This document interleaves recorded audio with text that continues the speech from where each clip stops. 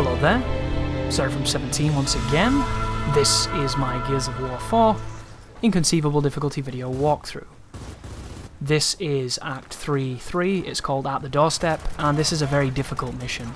So you'll notice at the very beginning of the video when the intro was playing, I sealed the emergence hole. These are nests in this game, and if you throw a grenade in, much like you did in Gears 1, you can completely kill and cluster look all the enemies climbing out of it. It is the best strategy to save ammunition. This is a really scary moment, by the way. That almost never works, ever. Do not rely on what I did then as a viable strategy for every enemy, but because he'd been injured enough, the melee killed him, and it looked mad stylish. But traditionally, he would have taken the punch, punched me and killed me instantly. That's the reality, guys. I feel like this difficulty should have made your melee attacks one-hit kills. I think that would have been way more fair. I also think if you put a shotgun in the ribs of an enemy, I don't care if it's a Scion, I don't care what it is, unless it's a boss character, it should die in one shot. And if that had been the case, this campaign would have been so much more fun. Because the enemies kill you in about a second, at any distance, with any weapon. Why the hell can't you do the same? You know? That's why Grounded by The Last of Us is one of the greatest additional difficulties ever conceived, because they made you just as lethal as the bloody enemies, and it made it really fun. It made it so fun and so useful that it's not even the hardest difficulty, even though it was advertised as that. Whereas this game's difficulty is the hardest difficulty now, because as much as they say the enemies are a little bit weaker, it's really not that noticeable. And when you're struggling to notice a HP decrease, it tells you your enemies have too much life. Like, that's one of the areas where Gears has always had an issue. It's always had tanky enemies. It's always been the Gears way. Back in the old days, it didn't matter too much because you were taking on 3 grunts and a bunch of chest-high walls in a small room, right? All the encounters were small skirmishes. It wasn't a big deal. In these later games, you're taking on rooms of like 10 to 15 enemies. That's a lot of enemies, and it makes a big difference. Like, it ain't like the olden days where you were just small squad versus small squad, and each of them was almost like their own little mini-boss. It isn't that game anymore, so it's really interesting that, especially when they start rushing like this. This is crazy. And the aggressive rushing is one of the scariest parts of the difficulty. If the enemy has a lancer, chainsawing them can be dangerous unless you beat them in the clash. If they have anything else, you'll be fine. If you have a shotgun on hand, you can get lucky and spray them. Other than that, shoot them to slow them down, mark them with the team, or even run away. Running away is a legit technique. The problem with it is, the AI has a very fine line between I'm going to chase you and I'm going to stop and start shooting you. If they stop and start shooting you, you're dead. And it's one of those weird things. It's the dance of programming that you can do in certain games where an enemy has a threshold of melee impulses, where if you stand at a certain place, they will not do a long-range attack. In Gears, sometimes that doesn't work. And I learnt that when I was exploiting the boomers in Gears 1, because I used to mess around with them at point-blank range, and when you're that close to a boomer, he tries to punch you, and the punch is a one-hit kill on Insane. But if you move even remotely out of that range, he'll just shoot the boom shot at your feet, and it's an instant kill. So, exploiting him was always really tricky to do, and I feel like a lot of his friends in the later games have inherited his dickishness, basically. These enemies here have long shots, because you can tell by their faces, the sniper has a very unusual head in this game. In the old games, the snipers used to wear goggles. They had like Vin Diesel goggles on from Pitch Black, which I really, really liked, because you could always spot them in the multiplex. They look really cool. That guy's crawling back to his friend. A great strategy, if you're not aware of it, is to bait down but not out enemies into being revived and then killing them that way. The boom shot in this game is pretty shit compared to its older incarnations, but it's still deadly, and one of the great ways to use it is to down an enemy, wait for his friend to pick him up, and during the animation of reviving, shoot the boom shot at them. It will kill both of them. This room here is a very difficult room as well. On my Insane run, I had a lot of difficulties in this room. This was one of the toughest rooms in the game. On Inconceivable, I did this second attempt, I think. And the only reason I failed it the first time is because the Snatcher killed Kate, which is really frustrating. But Snatchers are interesting, and there's a few ways to deal with them, which I've mentioned. The best way to deal with them is to wait for it to jump on your partner, knock it off them and then chainsaw its belly. But I didn't want to do that because I wanted to showcase the grenade tagging strategy. So whenever snatchers turn up, I'm going to be using grenades on them. Because the chainsaw strategy is amazing, but there will be those players that are reticent to try it because the idea of it's intimidating. So I went with grenade tagging. And grenade tagging, once again, to repeat myself, is quite simple. As long as you tag the snatcher, sorry, the pouncer, this is not a snatcher, vastly different enemy. As long as you tag the creature, it will kill it in one grenade on any difficulty, even in horde mode. However, if you tag the surface that he stood on, or she stood on, I don't know the gender, I'm not that cool, then it will not kill them. And if you use an incendiary grenade, it will not kill them either, because the incendiary grenades have been completely castrated in this game, they're terrible. But like this, if you throw a grenade, it doesn't do anything. You have to tag them. Tagging them is what's important. And with the looks of this is probably not going to be the best fight. Because I never shoot pouncers. But because I threw that grenade, I wanted to finish him off, and thus here we go. But there's another one turning up, so it's not the end of the world. You have to get the pouncer off your team or he will kill them. And I don't really understand the pouncer grab. He grabbed me, I tapped as fast as I could, as early as I could, and it still killed me. I don't really know how it works, but I did not get out of it. So I'd like to hear from people who have gotten out of its jump on Inconceivable, because from the way I was hitting that pad, I don't know, guys.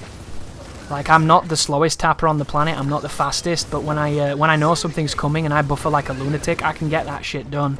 And I lost. I lost my head. Yeah, it got me good. And I am quite curious, I might come back with my fight stick with the turbo button on, let him jump on me, and then just hold the turbo button and see if I can get out of it, because it felt undoable. I only did it once, because I didn't make the same mistake again, but it felt shitty. And do not test the accuracy of this enemy, guys, when they throw those quills at you.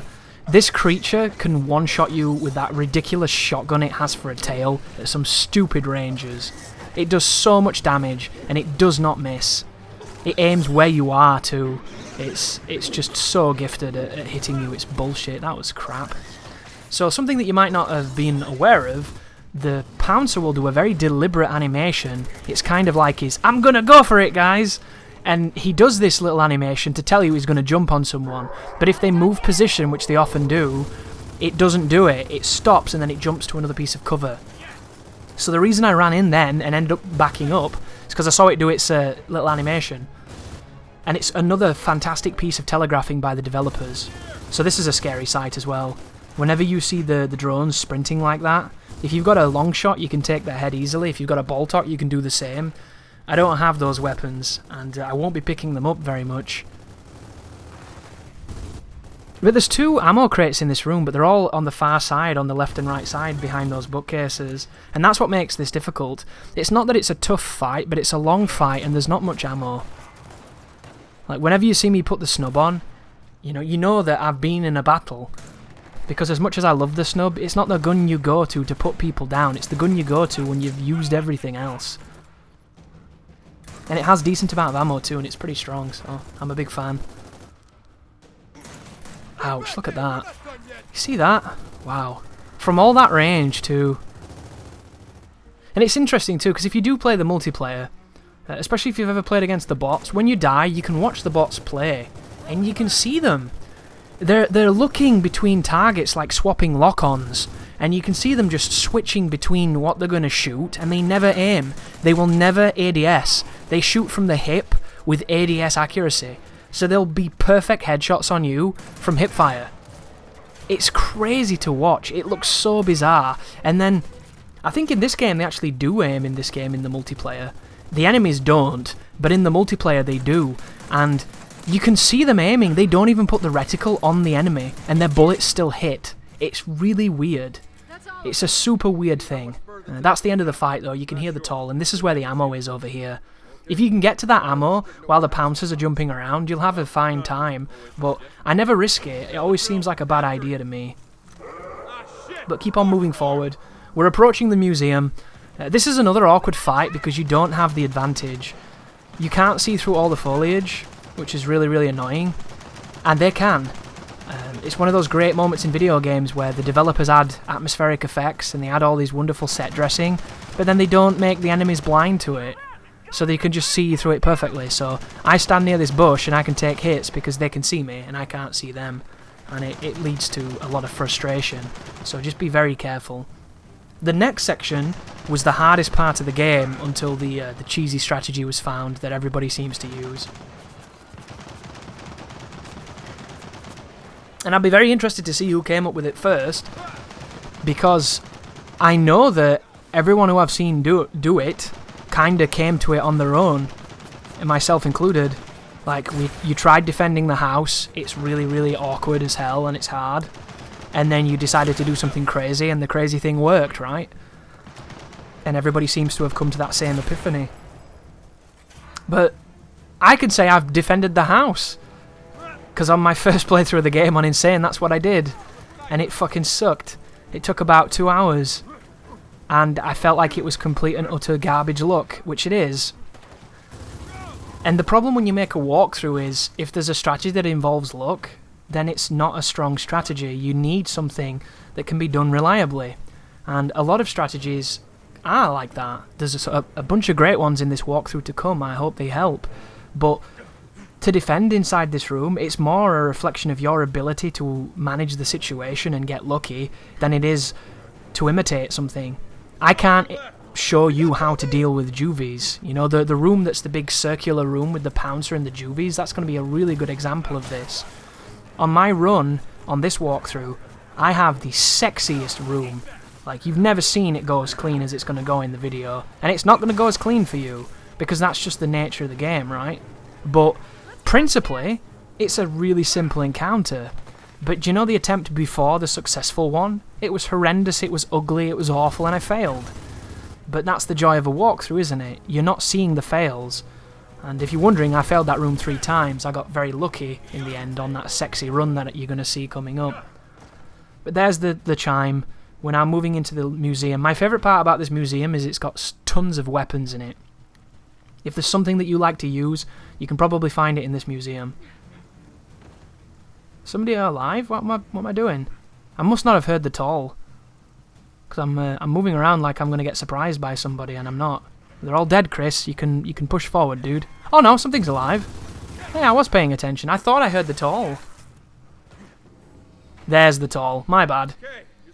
So yeah, I'm hearing phantom tolls. Admittedly though, the audio's muted about 35 decibels at that point, so I'm not too bummed out. But the strategy is simple, guys, for the difficult part. This is the difficult part, if you were wondering. You're going to have a wave of drones attack you, which you want to kill with the turret.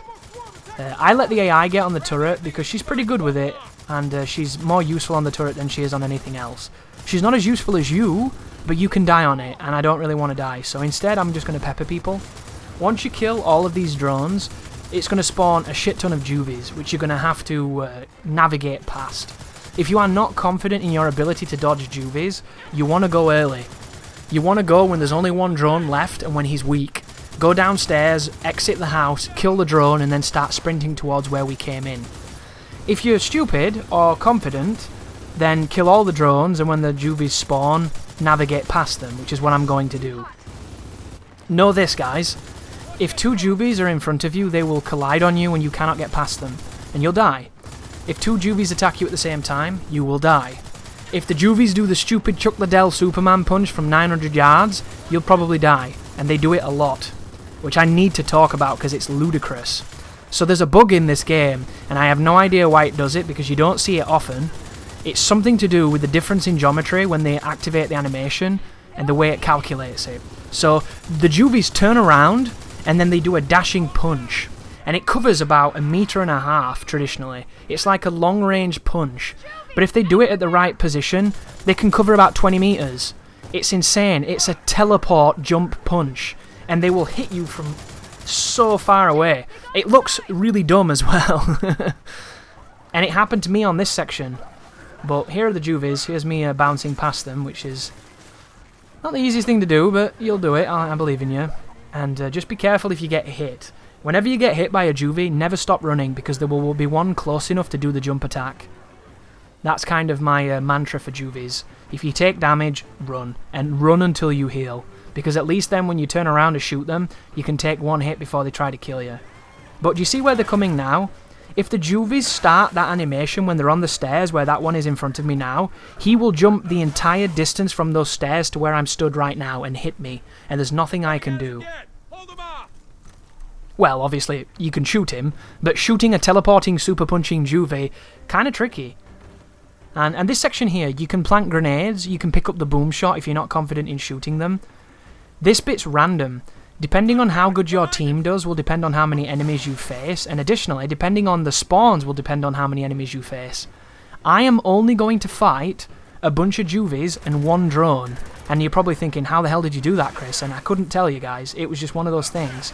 On the attempt before this, I think I fought 5 drones, and one of them instantly killed me with a fucking ball talk, which was really frustrating, because that was a much better run to show you the strategy.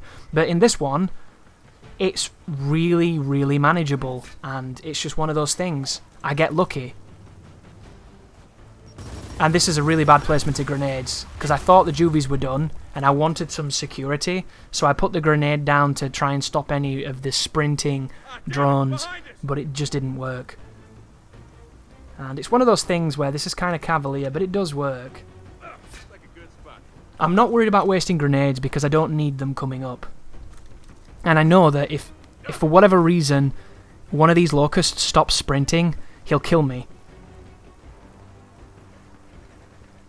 It was such bullshit too, because the guy before the one who shot me missed.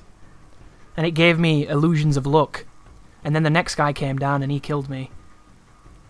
It's just really frustrating. I don't think a Boltok from that range should kill.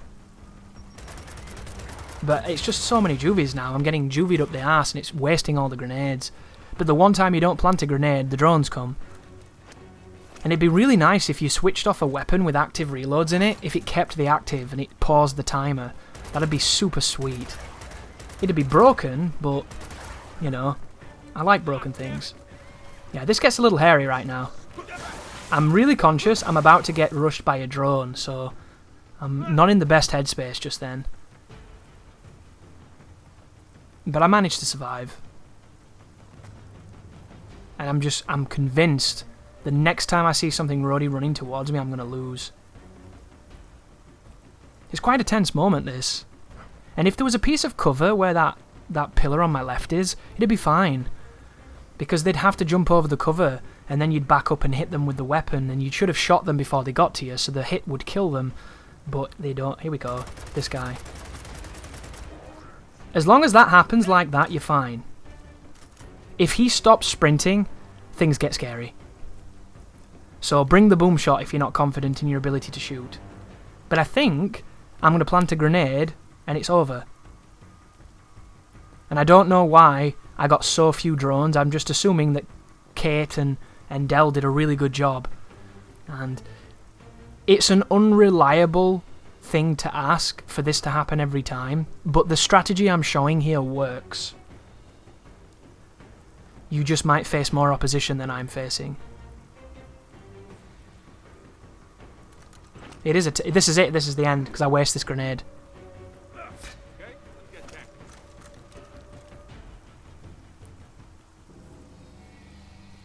Look at that, right? Go team, right? So, at the beginning of this fight, chuck a grenade into both of the nests. It'll get rid of everybody if you do it swiftly enough. And then you're going to get rushed by a single drone just here. He has a Lancer, and this is quite nerve-wracking, so I'm going to run away.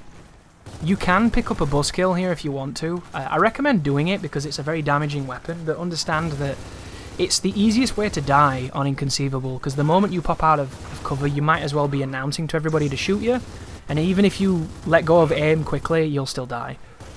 But do not underestimate the damage the weapon does. Understand how much you have to shoot a standard enemy to kill it, and then understand that the buzz saw kills them in one blade. Standard enemies die in one blade. That's a lot of damage to pass up on, right? I use it against the big creatures like Snatchers and Carriers, and it seems to do pretty decent damage, so I am definitely going to sing the praise of heavy weapons, even though I understand they've probably got you killed a few times. This is a rather elegant strategy on this fight as well. I'm really pleased with how these went. This is a fight that I would call a great fight, a skillful fight. And in this game there are There are a few kinds. There are the shit, skillless garbage fights. There are the middle ground fights. And then there are fights like this. And I love these kind of fights because knowledge can completely circumvent most of them. There was 3 nests here, and if you're aggressive and understanding of the game's mechanic, you can seal all of them, and then there's only a few guys left. And because the covering and the positioning and your team and everything all comes together and compounds into a really aggressive and effective strategy. If all the fights were of this quality, I would really like this game a lot more than I do. I feel like every opportunity to fight in an area that has these kind of green, you know, like lichen-covered stones, like similar to the cemetery and the like, all of them are really, really cool. All of the ones that have nests, pretty much. Any fight that has a nest is one of my favourite in the game because it means it can be controlled. And I love stuff like that. I love the ones that have the explosive barrels and the ambient effects that can enable you to kill them quickly. I don't want them to be overt and obvious, I want them to be knowledgeable and skillful. They should make it so that it's difficult to shoot the environmental thing that wins the fight. Like, can you remember on Gears of War 1 where there was that propane tank that you could unlock and kill the boomers with? I beat that game dozens of times without realising that even existed. Because it was hidden. It was well hidden. You know, only people crazy enough to go up to the edge of that hole would look over it the way that you needed to see that you could shoot that tank. And then when you did it, you won. And it was such a cool thing to hide. And I love things like that, but there's just not enough of them. This game has the dumbest Easter eggs as well. It's like fucking shooting skulls across entire rooms to doorways and shit to get random shotguns that slow time down. And like, that's just dumb to me. It's fun that it's there, but it's not functional and it's not useful. Give me something cool, you know. I love that kind of stuff. But this is another really tricky fight. I believe this is the final fight of the mission too. So traditionally you want to do this mission with a long shot if you can, because it's such a long line of sight. But once again, I'm carrying 2 lancers. I'm going to be the workhorse of the cog. And the enemies are very aggressive here. There's a lot of shotgunners. There's a lot of really bad situations. And what I'm going to do is I'm going to show you a path that will push up aggressively, incorporating your team and incorporating cover so that the snipers can't one-shot you, and so that you should never really get rushed, and if you do, you can deal with it. Even with all that said, this is still a very dangerous section. The balcony up there, where I'm looking at right now and I'm about to mark that target, up there are the snipers. They have long shots. If they touch you with that weapon, you die. This is a long fight too. This is a very long fight. It's not your priority to shoot the snipers unless you have a sniper, because it can be very difficult to hit them. It's your priority to kill the thing closest that you actually can functionally kill. That's what I'm going to try and do here. So we're going to dance a little bit between snipers, but the good news is he can't see you everywhere. If he could just have full reign over this battlefield, you'd be in trouble. But he doesn't, and he has to telegraph his shot. This is not Halo 2. These are not legendary jackals that kill you before they've even raised the bloody gun. Like, these guys at least go, I'm here, now you're gonna die. And it's fair. It's frustrating when you get tagged when you don't realise they're looking, but that can happen in any fight by getting snuck upon because the FOV's so shit. Like, you see when you aim in this game, where all you can see is this fucking earlobe and like 1/20th of the screen. Do you know when you remove aiming and it shows you your left-hand side? The amount of times I've done that and there's been a dude with a Gnasher about to punch me is too damn high. And the locusts don't make a lot of noise anymore. In the olden days, they were all like hardcore asthmatics, so you could hear them when they were running. Even in the multiplayer, which was dumb, because if you were a Theron guard in the multiplayer, you gave your entire team away to anybody who wore a headset, which was really stupid, but kind of hilarious as well. Like, it's crazy how much you cannot see in this game just because of the way it's designed. But this is a problem here, this particular area that I'm on, because it's really awkward cover to use, and because good old John Dorian Phoenix wants to do weird shit with it, you can find yourselves out of cover and in the line of sight of a sniper shot, which is really unsafe.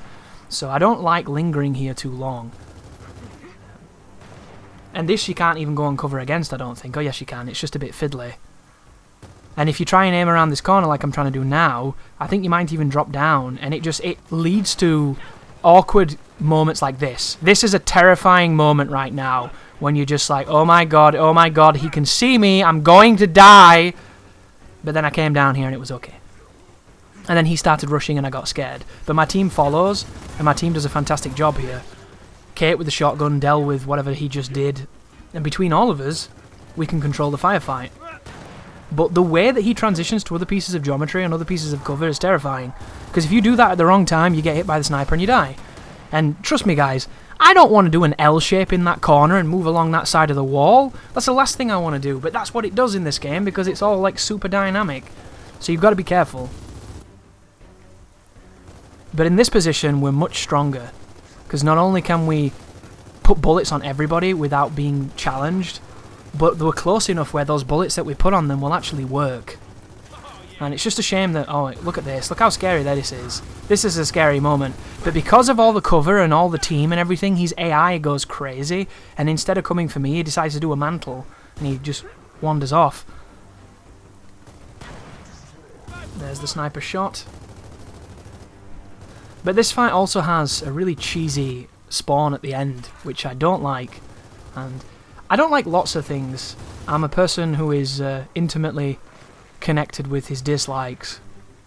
But this is one of those that I find it very difficult to defend. You go through an area you think you've done, which is a very long, very dangerous and very tricky area, and then you go towards the door where the objective is, and enemies kick it down and can kill you and send you back to the beginning of the fight. That to me is just bad design. It's not tense, it's not fun, it's not interesting, it's a sucker punch. It's a video game sucker punch and it's lazy. And I don't really understand why they do it, and I'm going to be very, very, very defensive when it happens because I don't want to die. Look how quick I just got tagged just then. I couldn't even see the dude. He shot me without him being visible and did that much damage to me. Like, you do not need to give the enemies any cheesy tactics when they do this much damage. Like, I can't even describe how quickly you die because you've never seen me die yet. Because, of course, I've trimmed them out, but it doesn't mean they weren't happening, and they happen a lot, and they happen a lot because you die so fast. The team is wonderful here, by the way. They did such a good job. And traditionally, I would always be just condemning the team, hating the team, getting very angry at them. Earlier on, you saw me shooting at Kate because she kept trying to steal my cover. Not a fan of that. But here, they were wonderful. And there is a line that has to be drawn, isn't there? There's a line between the team being too capable and the game being too easy, and the team being too stupid and the game being too hard. So it's definitely an interesting piece of scripting. I'd love to understand all the information that's happening under the hood, because I get the feeling like they do decent damage, because in a lot of games where the AI on your team is really accurate and attacks a lot, I feel like they nerf their damage to about 1%, so they're not doing any damage, they just look like they are. Like, they look like they're shooting a lot, but they're not doing much. Whereas on this, I feel like they're dumbed down a little bit, and I feel like the damage is nerfed a little bit, but nowhere near as much as it could have been. Especially when they put the shotgun on. The shotgun looks like it does normal damage, because they can just insta-jib people. It's really crazy. But patience is key here, guys. One mistake and it's over, and you have to do it all again. So why would you risk it, right? Just divide and conquer, use your team, use good positioning, and know that once you kill these guys behind the sandbags over there, that you're going to have to fight. I think it's 3 extra locusts, and I think 2 of them are shotgunners, so look forward to that. But this range here is actually pretty nice for the Retro Lancer. It's enough so that the recoil can still hit them on the body, and you can do a lot of damage, and he's rushing anyway, so... Which, I don't know if I've ever talked about that, and I probably should. The Locusts get this interesting speed boost that I don't understand. It happens in Horde, it happens in multiplayer against bots, and it happens in campaign. When the enemies roadie run, they run at a speed that almost seems faster than what the player can run at. It seems to be like an accelerated speed of movement. They also seem to inherit that speed when they do certain actions.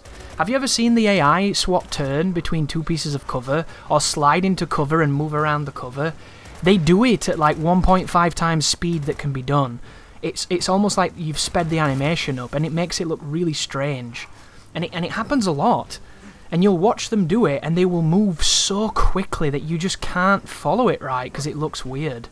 And I don't really know what that is. I'd love to know, because you see me slide into cover then. I slid into cover, I connected to cover, it was a very deliberate pace. If you watch the computer do it, it's almost like they're lagging or they're teleporting because they go so quickly. Like, they have...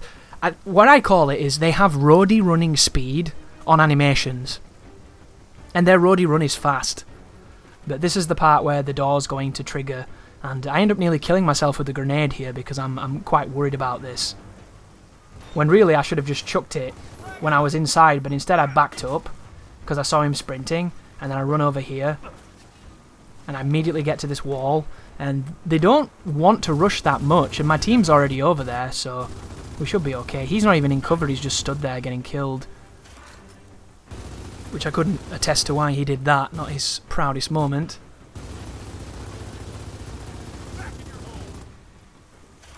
But that's one down, there's the active. And I think that's it. Yeah, that's the end of the mission, guys. 30 minutes of pretty intense gunfights. Good luck on some of those encounters. I made them look easier than they potentially are, but that's just the nature of a walkthrough. It doesn't mean I didn't struggle, and it doesn't mean they're not difficult. Thank you for watching, and you take care now.